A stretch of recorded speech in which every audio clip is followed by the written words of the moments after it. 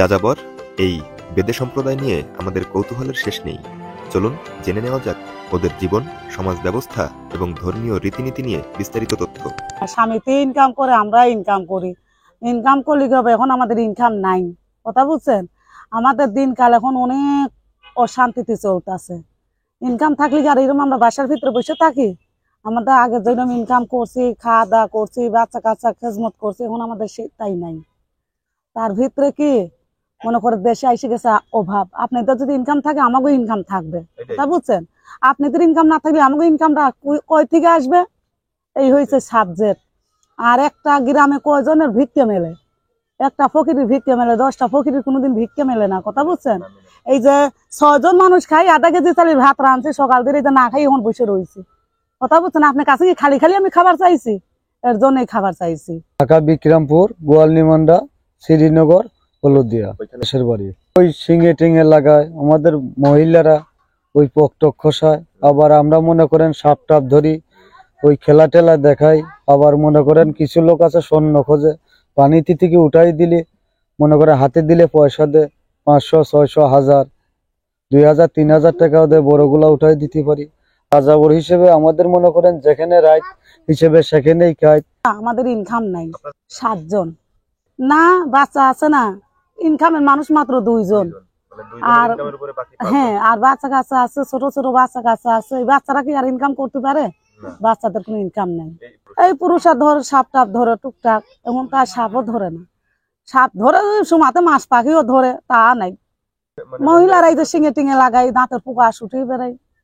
এই সাধারণ ব্যবসা আমাদের, এই বাপদাতা কাল থেকে যে ব্যবসা আমাদের এখন সেই ব্যবসায় চলছে।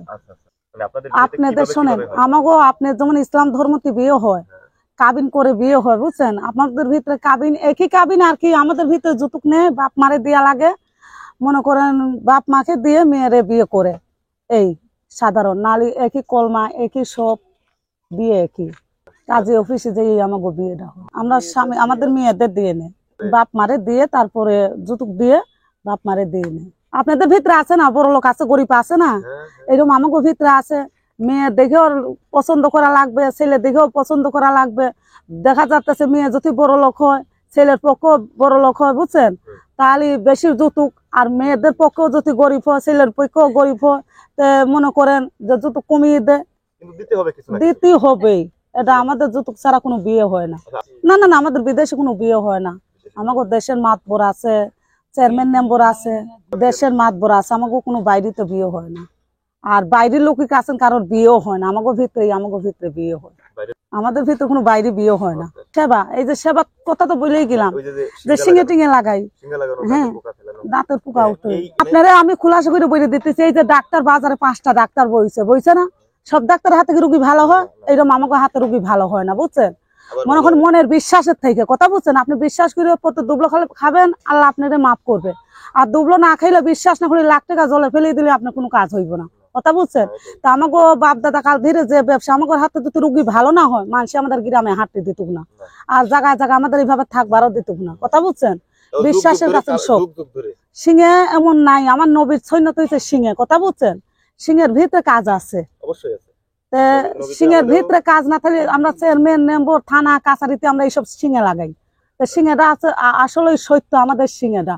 এই যে দাঁতের পোকাটার কথা বললেন, দাঁতে সান্নিক হয়, পাইরিয়া হয়, দাঁত রসা হয়, দাঁতে যেমন যে পোকা লাগবেই এটার কোনো ব্যাপার না। ওই দাঁতে হঠাৎ 2-4 জনের পোকা লাগে না, ওই সান্নিক পাইরিয়াটাই বেশি হয়। এই হয়েছে মানুষের আমরা খেজমত করি। সাপ নিয়ে আমাকে বাড়ি বাড়ি যায়, 2 সাইডে চাইল দেয়, খেলা দেখায় বিটারা, একটু ওই আইনে বাচ্চা কাচ্চা বাঁচাই। আমরা সাপ নিয়ে গ্রামে গ্রামে হাঁটা, সবাই তো আর সাপ ধরে না। ওই মনে করেন কিছু ওই তো হরেক মাল আছে বিক্রি করে, আমাকে ভিতরে স্বামীরা হকারি করে, ওই বাতের বয়লা টয়লা বিক্রি করে, বুঝছেন?